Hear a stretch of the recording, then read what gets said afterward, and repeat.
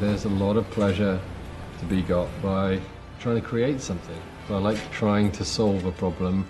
If I think and try hard enough, I can come up with an idea that's unique, new or fun or authentic or real or just an idea that wasn't there before. Like that's a nice feeling. I got into design by accident, really. Through a roundabout turn of events, I ended up living in New York. I had no plan in life. One day, with a friend, decided to try and make a pair of jeans to see how a pair of jeans was made. Every pair, every iteration of the first things that we were making was a slight improvement on the first pair. I mean, I've still got one of the first pairs. They're not embarrassing, but they're a little off. My philosophy about making anything is pretty straightforward. It's trying to perfect something, which is in itself impossible. In 18 years, 4 collections a year, men's and women's, done 144 collections of clothes. It's insane. Being able to get out of the city while I love the city is critical, I think, to anyone's sanity. You need a dose of reality and to be reminded what is important.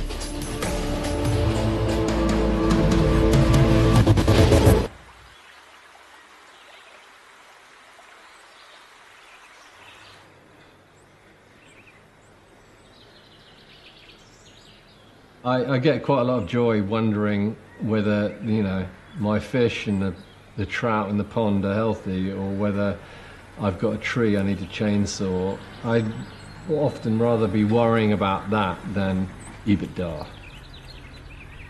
So when I drive up here, I'm a bit freer, do you know what I mean? There's none of the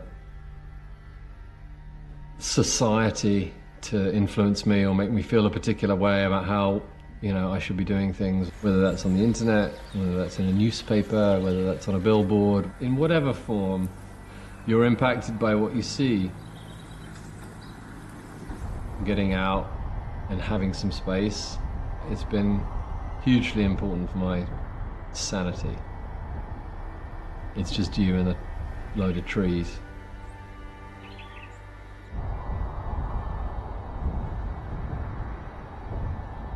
I think the definition of success changes depending on who you are and as time goes by. You know, success, I think, is far too often related to financial success, and I, maybe in my old age or stubbornness or whatever, I don't equate it in such a linear form. I think, you know, for Rag and Bone to be successful, or to maybe be successful, you need a lot of fucking luck. You need to work hard. But much more importantly, you need to enjoy what you're doing, and you need to be very proud of what you're doing, and you need to be in integrity with what you're doing. When you're not in integrity with yourself doing what you do, it's very hard, I think, to get a lot of joy out of it, and it's very hard to be very successful. It's nice to make something and make something meaningful, and even if that's just for you personally and no one else sees it, that's great too. I don't really care what other people think. I get just as much joy sitting here trying to figure out something for myself, knowing that probably no one will ever see it, and not really caring whether lots of people like it. I think that's the thing. The dichotomy with what I do for a living and in the fashion business is that there is always a desire for everyone and more people to like more of it, more often, more. I'd be perfectly happy making 1 pair of jeans, 1 t-shirt, 1 shirt, 1 jacket. I can honestly say that. As long as it gives me joy, that's the only reason I did it in the first place. My father, who died a few years ago, taught me a lot about clothes subliminally, I think. He grew up with, you know, his father and those older generations, they had all their clothes made for them. He had a suit made in the 50s, and when I turned like 14 and I had to go to boarding school and we had to wear suits to chapel, I needed a suit, so I fit into that suit. So I wore that suit. A year or so into Rag and Bone, and I found this jacket at home. It just has something that so few clothes have. But just the idea that something could be made so well, with such time-honored, handed-down experience from generation to generation. In a jean factory, a very different thing, but I'd experienced that skill set evaporating into thin air. Lost because people want things faster and cheaper. And so the jacket for me represents a lot about the importance of craftsmanship and the importance of quality. It's just different. I can't explain it. You can feel who made it. I'm obsessed about finding that purity and that perfection in any kind of object. I have an obsession with function, and I think I have an obsession with something that has a soul. When I think about a problem, or when I'm sketching, I draw something, and there's often a large part of it, or a significant portion of it, that I don't like. So I use my eraser a lot. I'm not a very good sketcher, so I try and perfect and refine or evolve and whatever until I can find some sort of balance in my head. And if I can't find something wrong with it, then it, in my mind, gives me a little bit of peace.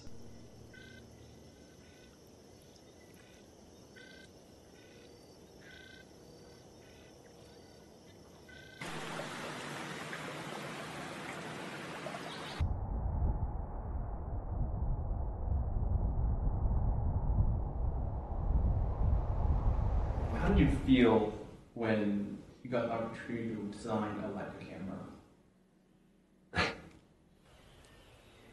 Leica for me is the personification of many things that I believe in. It's not about anything other than doing a job right, and it's about purity of form and function. This is my first Leica, the M6, which I bought secondhand about 20 years ago. Somehow, I think maybe for some sort of Rag and Bone event, met one of the guys at Leica, Stefan. He suggested that we maybe think about doing a camera, and I was like, I'd love to do an M. And so we went ahead and did a monochrome, which is the black and white version.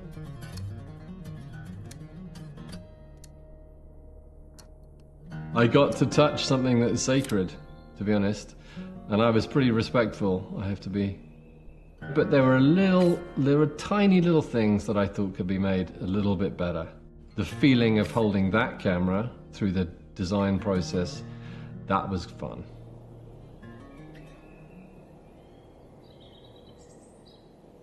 I'm anal enough to worry about what goes in my pockets, do you know what I mean? I'm anal about my wallet or my key ring. Never really thought about the idea that someone would be custom making keys for a car. It was one of those things that when I saw these keys, I looked at that and I thought, that's fucking great. Like, that's cool, I like that. It doesn't feel forced, it doesn't feel like it doesn't belong with the vehicle. It feels like that would actually improve my experience of driving this car. You know, so I started thinking about it, and what would an Integrale key look like? You know, what is the difference between a Lancia Delta, which is a basic hatchback, and what has the Integrale done to that base model design just to make it that special? And for me, it was a few elements, notably the wheels. I mean, for whatever reason, that is the Integrale wheel. You can put it on another car and it's amazing, but it was always belonged on the Integrale. That's the inspiration right there. And it's the fenders, it's the flared arches over the wheels, which I think is one of the most joyful things about that car, because from the side, it's not that pretty. And as you move around the car and you see that kind of angrier stance of the car, that's what makes that car look like a powerful tool. It makes you feel like you could be a rally driver, even though I could not be a rally driver. Daniel had been working on some sketches, and I took the sort of base idea, but I tried to figure out how we could get that fender shape in. And I remember some of the earlier designs feeling like the Battlestar Galactica spaceship. Not my designs, those were his designs. These guys did a lot of refining and came up with a lot of the elements of it. I'm not taking credit for the key, I'm just happy to be sort of associated. Wow, the packaging itself is... Oh, that's... Oh, wow. The moment of truth. It's a good effort, mate. Well done. That is cool. You know, it's the first time I've held it. Like, normally in a process like this, I see the round after round after round, and it's a sort of process. So I am relieved also that it's good, because it would have been annoying if it wasn't. Almost don't want to have it cut. That's what everybody says. Just leave it in the container. Yeah. No offense to Lancia. It's not particularly well made.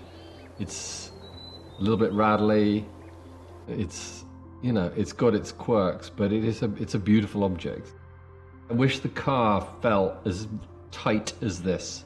This does not rattle. Do you know what I mean? This has a Leica feeling to it. I think everyone in life gets a feeling from something. You get a feeling from interacting with the kind of product, with a car, with a watch, whatever it is.